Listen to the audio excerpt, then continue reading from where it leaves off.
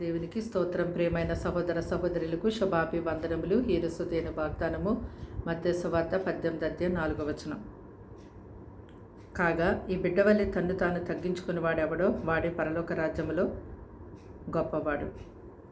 చూడండి, ప్రభునేసుక్రీస్తు వారు యొద్దకు శిష్యులు వచ్చి, ప్రభువా, పరలోక రాజ్యములో ఎవరు గొప్పవారు అని అడిగినప్పుడు ఆయన అక్కడ ఉన్నటువంటి వాళ్ళకు చిన్న బిడ్డను ఆయన వద్దకు పిలుచుకొని, మీరు మార్పు పొంది చిన్న బిడ్డల వంటి వారైతేనే కానీ పరలోక రాజ్యంలో ప్రవేశింపలేరని మీతో నిశ్చయముగా చెప్తున్నాను అన్నారు. అలాగే మీరు ఈ బిడ్డల వలె తమను తాముని ఎవరైతే తగ్గించుకుంటారో వారు పరలోక రాజ్యంలో గొప్పవారిగా ఉంటారని ప్రభు తెలియచేశారు. మరి దేవుని యొక్క వాక్యములో ఉన్నటువంటి ప్రతి ఒక్క మాటను కూడా మనము ఎంతో జాగ్రత్తగా అర్థం చేసుకునే వారిగా ఉండాలి.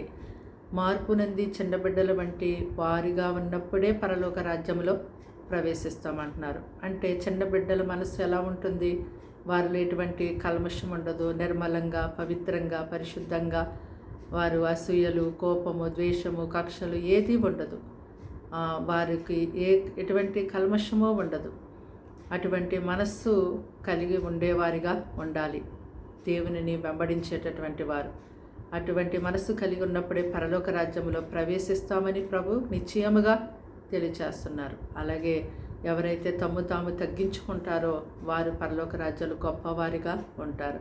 మరి ఈ లోక విషయాల్లో అనేక విషయాల్లో ఎంతో తమను తాము హెచ్చించుకునేవారుగా ఉంటారు. కొందరు వారి ధనాన్ని బట్టి, వారి స్టేటస్ని బట్టి, జ్ఞానాన్ని, వారి అధికారాన్ని బట్టి వారు ఎన్నో రీతిలుగా తాము హెచ్చించుకుంటూ గర్విస్తూ ఉంటారు.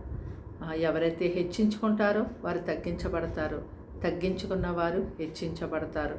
కాబట్టి మరి దేవుని యొక్క వాక్యాన్ని బట్టి ఆయన ప్రజలుగా ఈ మాటలు వింటున్నటువంటి వారందరూ కూడా మిమ్మల్ని మీరు దేవుని దృష్టికి తగ్గించుకునేవారిగా ఉండండి. గర్వమైనటువంటి మాటలు, గర్వ హృదయము, గర్వ ప్రవర్తన మీరు తీసివేసుకోండి. పరలోక రాజ్యములో మీరు గొప్పవారిగా ఉంటారు.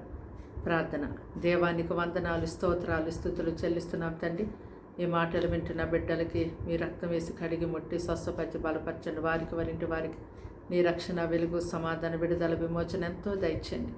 వారి పిల్లల్ని దినమంతా కంచి వేసి కాపాడమని, వారి యొక్క స్టడీస్లో, వారి సమస్త విషయాల్లో మీరు తోడుగా ఉండి నడిపించమని యేసుక్రీస్తు నామములో ప్రార్థన సమర్పించడి వేడుకుంటున్నాం తండ్రి.